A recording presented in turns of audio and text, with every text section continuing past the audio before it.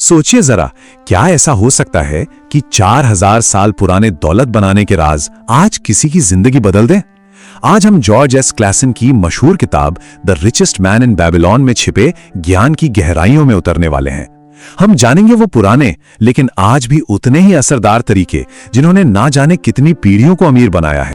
देखिए, ये किताब कोई बोरिंग फैक्ट्स और फिगर्स वाली नहीं है, बल्कि ये तो मजेदार कहानियों और किस्सों के जरिए पैसे बनाने के बहुत ही आसान लेकिन जबरदस्त तरीके सिखाती है।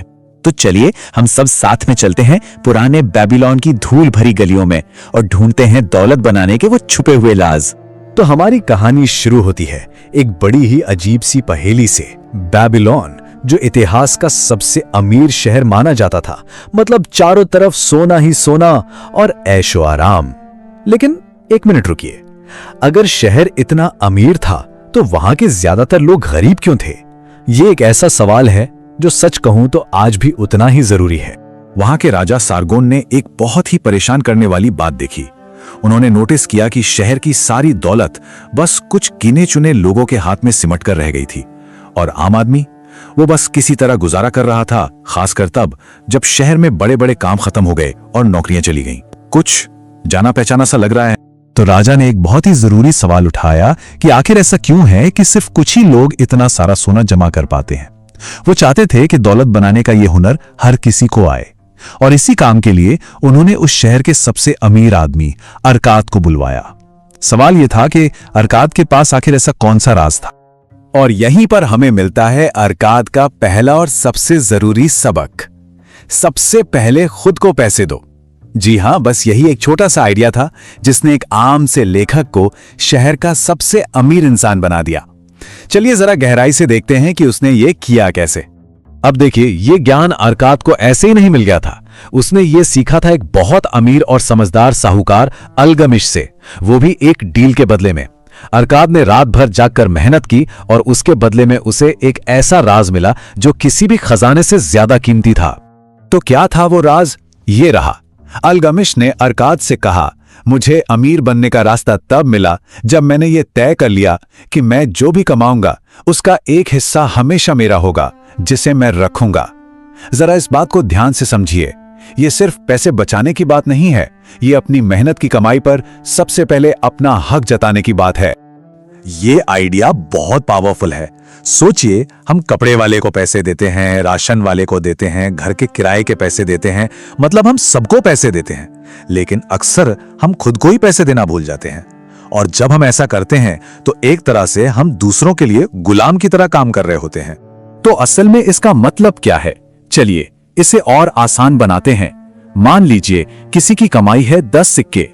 अब इन 10 में से 9 सिक्के खर्च हो जाते हैं, मतलब घर का सामान, जरूरतें और थोड़ी बहुत मौज मस्ती सब मिला के। लेकिन वो जो एक सिक्का बचा, वो 10वां हिस्सा, बस वही है जो असल में किसी का अपना है। यही वो बीज है जो आगे चलकर दौलत का एक बड़ा पेड़ बनेगा, अगर उसे ठीक से बोया और सींचा जाए। अरकाद का नियम बड़ा सीधा सा था। जितने भी 10 सिक्के पर्स में डालो, उसमें से खर्च करने के लिए सिर्फ 9 ही बाहर निकालो। यह सुनने में एक छोटी सी आदत लगती है, लेकिन यही किसी के भी अमीर भविष्य की पहली ईंट है। तो सबसे जरूरी बात क्या है? बचत करना कोई ऑप्शन नहीं है, इसे एक नियम बनाना होगा। ठीक है, तो मान लीजिए किसी ने पैसे बचाना शुरू कर दिया, बहुत बढ़िया। लेकिन अब उन बचाए हुए पैसों का करना क्या है? सिर्फ उन्हें जमा करके रखने से तो काम नहीं चलेगा, बात है उसे बढ़ाने की। तो अब आते हैं उस सोने को बढ़ाने के 3 नियमों पर। पहला, अपने खर्चों पर लगाम लगाओ। यह पक्का करो कि कमाई के 90% से ज्यादा में गुजारा हो रहा है। दूसरा, अपने पैसे को काम पर लगाओ, मतलब उसे इन्वेस्ट करो ताकि वो और बढ़े। और तीसरा, जो कि बहुत जरूरी है, अपने खजाने को डूबने से बचाओ, मतलब बिना सोचे समझे कहीं भी पैसा नहीं लगाना है। और यहीं पर एक बहुत बड़ा फर्क समझना जरूरी है। सिर्फ पैसे को तिजोरी में बंद करके रखने से कुछ नहीं होगा। हाँ, इससे तसल्ली मिल सकती है कि पैसा सुरक्षित है, लेकिन इससे कोई अमीर नहीं बनता। पैसे को काम पर लगाना पड़ता है। उसे सोने के गुलामों की एक ऐसी फौज बनाना पड़ता है जो दिन रात किसी के लिए कमाई करे। लेकिन हाँ, इन्वेस्ट करना इतना आसान भी नहीं है। और अरकाद ने यह बात ठोकर खाकर सीखी थी।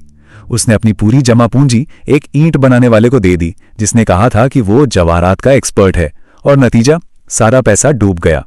तो सबक क्या मिला? सलाह हमेशा उसी से लो जिसे उस काम की पूरी जानकारी हो। तो पैसे बचाना और उन्हें इन्वेस्ट करना बहुत जरूरी है, लेकिन एक लंबे समय का प्लान होना भी उतना ही जरूरी है। चलिए अब बात करते हैं कि कैसे एक ऐसा भविष्य बनाया जाए जो हमेशा के लिए दौलतमंद हो। यहाँ 3 और काम की बातें हैं। पहली, अपना खुद का घर हो जो एक मजबूत सहारा बनता है। दूसरी, भविष्य की इनकम का इंतजाम हो, जैसे कोई रिटायरमेंट प्लान। और सबसे जरूरी, अपनी कमाई की काबिलियत को बढ़ाते रहो, मतलब खुद को बेहतर बनाने में इन्वेस्ट करो। अब बात करते हैं असली जादू की, जिसे कहते हैं कंपाउंडिंग। ये वो चीज है जहां पैसा खुद ब खुद और पैसा बनाने लगता है, और फिर वो नया बना हुआ पैसा वो भी कमाई करने लगता है। जरा ये उदाहरण देखिए। एक किसान ने अपने बेटे के लिए 10 चांदी के सिक्के इन्वेस्ट किए। 20 साल में वो 30 से ज्यादा हो गए, और 50 साल में वो 10 सिक्के 167 सिक्के बन गए। यही है सब्र और समय की ताकत। और आखिर में शायद सबसे जरूरी उसूल, सीखना कभी बंद नहीं करना चाहिए। कोई इंसान जितना ज्यादा सीखेगा वो उतना ही ज्यादा कमा पाएगा। अपने ज्ञान और हुनर पर किया गया इन्वेस्टमेंट ही दुनिया का सबसे अच्छा इन्वेस्टमेंट है। तो इन सारी बातों का निचोड़ क्या है? दौलत कोई लॉटरी लगने से नहीं आती। ये तो बस छोटी छोटी समझदारी भरी आदतों को लगातार लंबे समय तक अपनाने से आती है। ये वो धीमी और स्टेडी रेस है जिसे हमेशा कछुआ ही जीतता है। तो जाते जाते एक सवाल, हर किसी की आमदनी सोने की एक बहती हुई नदी की तरह है। अब यह फैसला हर किसी को खुद करना है कि आज से वो उस नदी का कितना हिस्सा अपने लिए रखना शुरू करेगा।